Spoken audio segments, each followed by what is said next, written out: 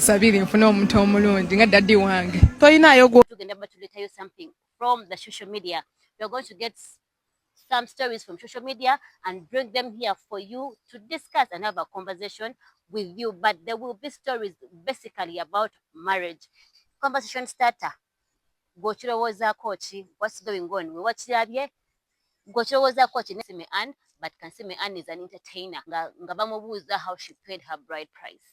Naye nga era mu story ye nga nyumya, she went ahead to advise people obutabeera mu rush. Baby girl, have a seat.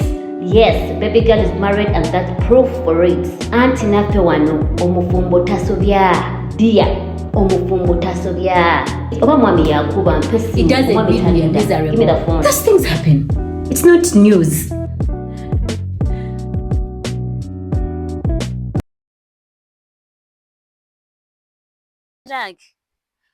Mukama kyambi twafunye ku nkuba naye nga mbajjukiza muve ku lusirika ng'oba oli eyo ng'oli mufumbo ng'oli mu lusirika tobeeranga nze netadde mu lusirika awo ate tebyanfukidde olusirika sinza yogera ennyuba naye yolusirika sirisobola mba nkyasirise nga kibozi kijja naye woofuna omwami nga tamanyi kukola lugambo olumu okifiiramu onyumya ekibozi kyo tayagala contributinga kugamba leteekamu enjiri n'olwira nga bikusobedde.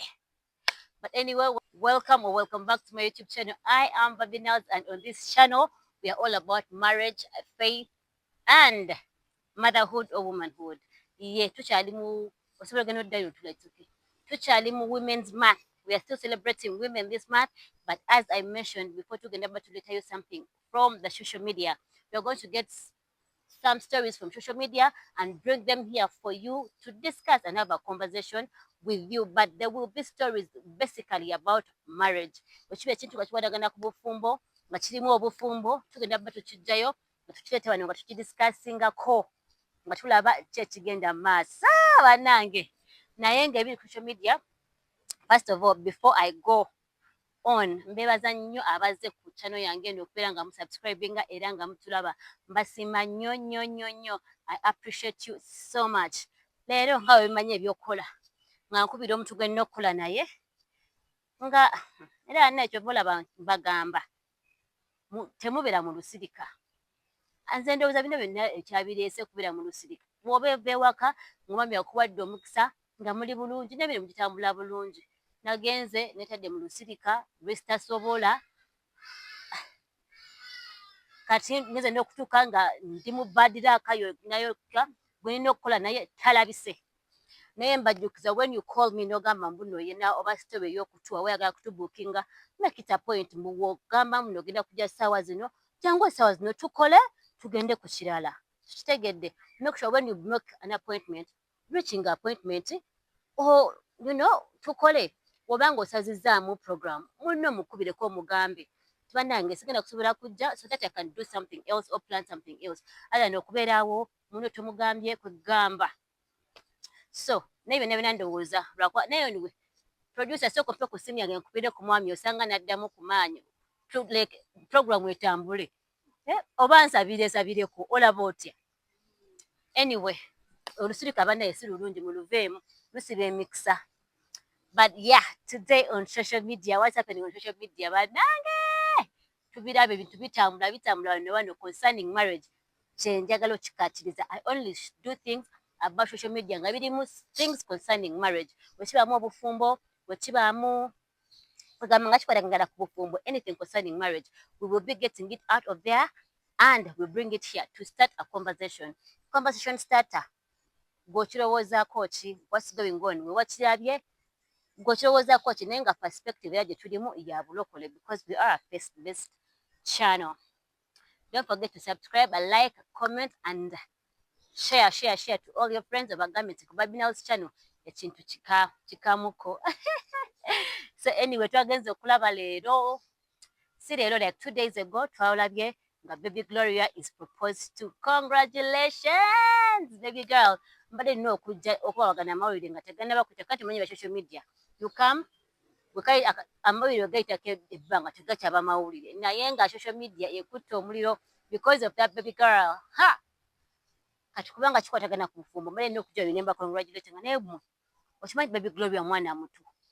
waliwo abaamulabanga akyali naye nga mukyali eyo mujja tubasabire ate nekiro yomwana ayinza okuba nga vagini kubanga embeera zakuliddemu za bulokole bawadde wano kiyita wano kitayita wano ne wali but I think she's well brought up. She's well brought up. And we say that congratulations, Mama Gloria. Thank you for praying for her. Thank you for raising her well. Katwali social media. Kubanga sasa posting of father nyinga tulaba bugalo boka. Ha! Nori okola bo mugambo ku social media. Ani tubanyonyezo omusajja no neno. Nagenze okulaba ku TikTok. Nga someone wasawodeyo guy. Nenga guy si ye. Noza Gloria gye yabadde pressure nemusuka ko nagamba kalidde omusajja mu gallery.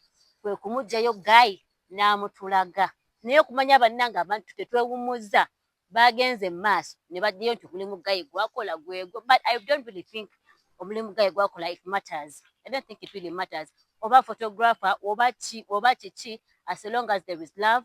And before we saw this, I think some years back, while bamubuuzizaako about marriage, umaze okusoma what is the way forward.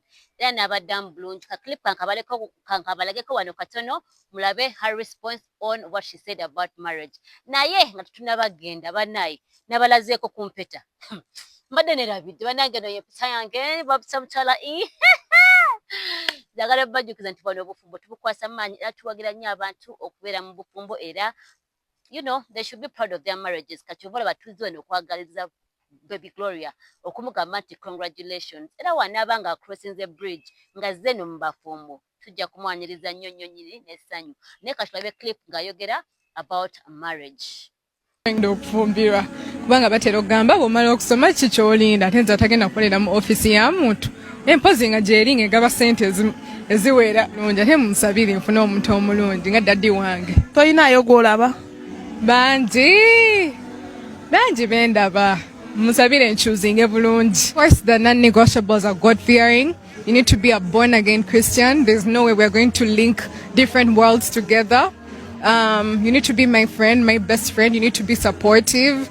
Ebisigadde sisa bibagamba amanyira ki atali mulokole kati banaye nga tufuna ekizibu nga nzina musala nga gwatamanyi kuba sala. Sure, we know kwanga now when you join me and our family has to be powerful. Nga tedi chisatu attacking. And omuntu atali mulokole rana weka in a family, you know? So, omulokole is a non-negotiable. Akabuto kajja danga sina bana. Ate wenzala banji wadna itakayi kukek nenga 2 or 3. Woba wakubeera na musajja ng'odatinga omusajja mudatingira olowooza musobola datingira myaka emeka nga temunneewasa?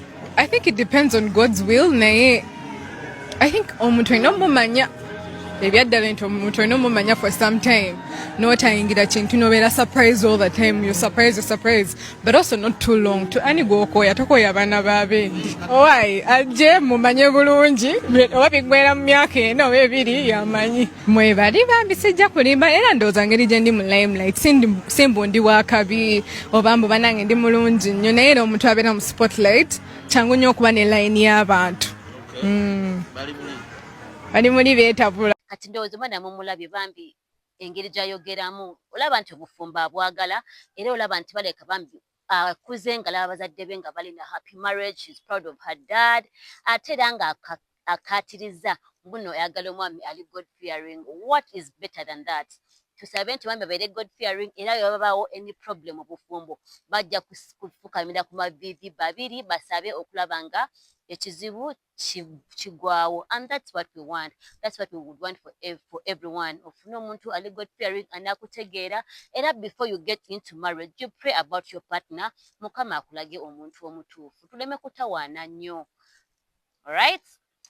Anyway, in the other news twalabye Kasiime Ann. I don't know if you know Kasiime Ann, but Kasiime Ann is an entertainer. Twalabye ka clip wano ngenda era nga ngenda kuba nako nga kabaterayo nga bamubuuza how she paid her bride price. Naye nga era mu story yenga nyimya she went ahead to advise people obutabeera mu rush. Alaba abantu bewasaawasa. There's no need to rush. Katubasabire mubeere nga there's no need to rush basically. But let us first see the clip then tugende maaso n'emboozi eyo. She got a refund. Mkwano, that's why I'm here. I'm single. You are. I did. Do I regret paying your own bride price? I don't think I regret nearly any of the things that have happened to me before. Okay. Because it's because of them that I am here. That's a story we are telling right now because it happened. Also, it's pointless. Things that have already happened, you have no business regretting them because that has no precedent on Your the scenario itself or where you are. But what were you thinking to pay your own bride price? Because I was tired of my father asking me to remind the man I was with in my, like, imagine. And then at that point I was really making a lot of money. Together we had even started a business. So I felt like I can give daddy this money. So we stopped talking about this. Then I keep telling this guy, pay. And when he pays, gives it to me and that's it. And somehow after paying, I stopped pestering and we never brought it up and that's it. Oh my gosh. Yeah. But I'm not there anymore. And now that's something. You know why I like talking about this? Honestly, you guys, abana bali mukwewasa, left, right, center. People are stuck in situations where there's no interpretation of who you are. I see people saying Anne breaks up from the husband. I'm like, which husband, guys? Who ate Dawai? Why are my in-laws on internet giving me away before they see Dawar? Now let's make a plan, guys. Someone can promise to be with you. Someone can threaten to be with you. But they need to show and do actions and just guide their word. Let's be guided, guys. So bannange ndoza Kasiime and tumuwulidde era tumulabye. Bambi she ended up paying up bride price maybe because never know bintu bingi ebiyinza okubekinga omuwala okusasula bride price. Tubalabye. Real life, these things really happen. Such a chama producer. These things damu. These things happen. Omuwala gana bya desperate bana inabazadde bambi tubasaba mulekera okuteeka abaana ku pressure of getting married. Beebuzo be mbadde mbagamba, don't ask people some questions. Why are you asking a person, when are you getting married? Wanagamba, I want to get married. Ng'omufunira omusajja n'amuwasa. Ye wanayingira mu bufumbo obutatuukiridde oba obutali bulungi omusajja tamwagale onoobeerayo nga tawaana. So let us stop asking some questions. When are you getting married? Ozaala ddi? Omwana omuzzaako ddi? Wait yo, bannange, these people already know. So these questions really hurt people's feelings. Era mbadde nsaba tulekeraawo. Nze by the way, I used to ask such questions. Yeah, nali mbibuuza naye nagenda okulaba nga over time ngulaba mbi tebibuuzo tebisaana. Kati gwe omuntu omubuuza mbuno wasadde omufunira omusajja gwagenda okuwasa okufumbirwa. Omubuuza ogenda kuzaala ddi? Omukolo olwo gutyo like kugamba. Let us stop such questions. To be very sensitive about people. You're talking about their weight. Or that chiraba. Already alabika chiraba and they're trying to work on it. Katugo mugamba just you're trying to, lower their self-esteem. Basaba ebebigambo to bekendeze. So such pressures. Kati also maybe to omwana aliyeyo nga maybe you're under pressure. Your parents bakubuza omusajja jjaddi. If you can try to get away oba obadde waka ng'osobola okufuna ngamba obeera ng'oli ewaka nga bakuteeka under pressure. When are you getting married? If you can go away from home oba ng'osobola okurentingira a place to avoid that pressure oba weefunire ekifo ky'obeeramu oba be open enough mama w'omugambe bannange mama sinaba kufuna musajja we naamufuna naamuleeta other than rushing into things and you end up paying your own dowry. Let me tell you, we have seen people who have paid their own dowry nga bawala abataddemu basente mu bufumbo. It ends up not working. Kubanga omusajja takuwa kitiibwa alaba. In fact, newaka you end up providing even newaka ekigenda okukumenya. Kubanga omusajja agambye onataddemu sente aneeguya. Bw'oba otaddemu sente mu bufumbo ogenda genda ewaka obeere nga provider.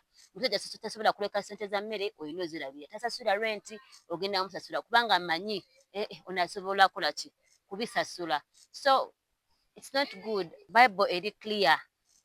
He who finds a wife, not a wife finding a man. Omusajja ajja kulaba at the right time. The Lord will make things beautiful. Era tubasabira nti ekiseera kituufu ekina era ate nga ekiseera kituufu kijja kujja. Just that sometimes tubeera mu rush nga tupapa or because of pressure and all that. Naye nga tusabe right time wetuuke omusajja akutwale mu bulungi ng'asasudde akuteekemu sente. Ebintu biba nga si bingi naye ng'asasudde. It doesn't matter. But I've seen abamu abeeyambako kubanga omanyi embeera y'omwami wo. That is a bit understandable. Naye omuntu atatadde mu kintu aba tatadde mu effort. Era gyagenda noonya oyo mulala gw'anateekamu effort. Side chick gw'anaalabirira. So let us really think about it and we pray nti Mukama ekiseera ekituufu ajja kukusanyusa. I think those are the two stories we had about marriage related to marriage these few days. I hope you like it, comment, and see you in the next video. Bye.